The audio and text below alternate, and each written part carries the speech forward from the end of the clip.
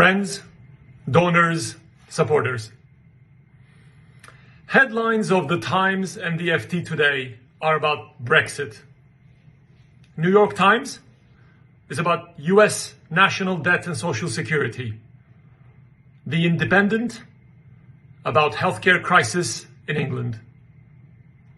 It felt like, for the briefest of moments, the world united around the Turkish and Syrian earthquakes last Monday.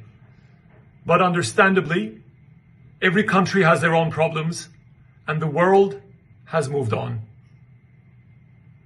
In this short attention span world that we live in, this should not come as a surprise.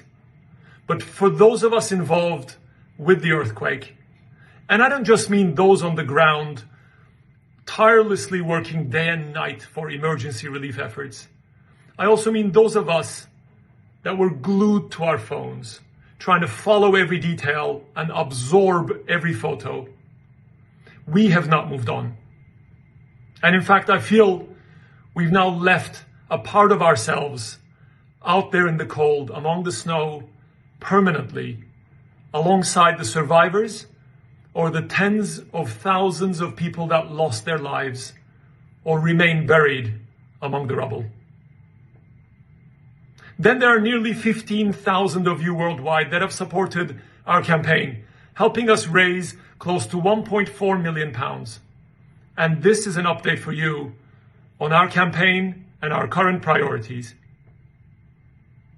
As you know from our regular updates on social media, we've already granted £264,580 of your donations to 7 organizations.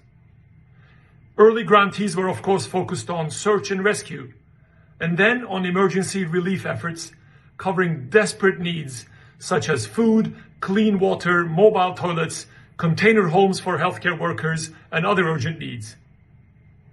For such larger grants, needs change daily across the region, so we remain in direct dialogue with local organizations to identify needs for the medium and long term, and will be supporting a number of them in the upcoming days. For smaller grants, we strongly believe that smaller scale activities conducted by local organizations with the expertise and know-how can generate extremely valuable, pinpointed impact on the ground. To address these needs, we launched our small grants program alongside our local partner, Sivil Toplum İçin Destek Vakfı, and received more than 400 applications over the course of 1 week from local NGOs, helping us identify the most desperate needs on the ground. As part of the first cohort of this program, we granted £46,350 to 7 organizations focused on hygiene kits, safety equipment, clothing for children, counseling for women and children, power banks, shopping carts, and food. We've also selected the second cohort with another 7 organizations, and the third cohort will have 10 more. In aggregate, we've allocated £150,000 for the small grants program, and we'll share all the details soon. Looking forward, next week we plan to launch our medium to long-term grant applications, which will focus on rebuilding and rehabilitation. We'll allocate a substantial amount to this, and we'll update you when we've ironed out all the details. The scale of devastation is extraordinary, and it will take years to recover.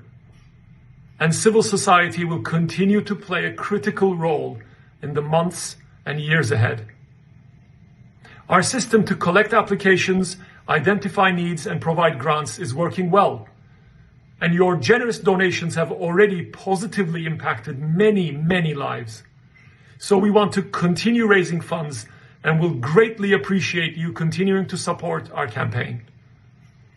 The world does have many big problems, but I hope we've helped make you feel like you can actually do something to really make a difference on this one. Thank you once again for all your support. We'll be back with regular updates.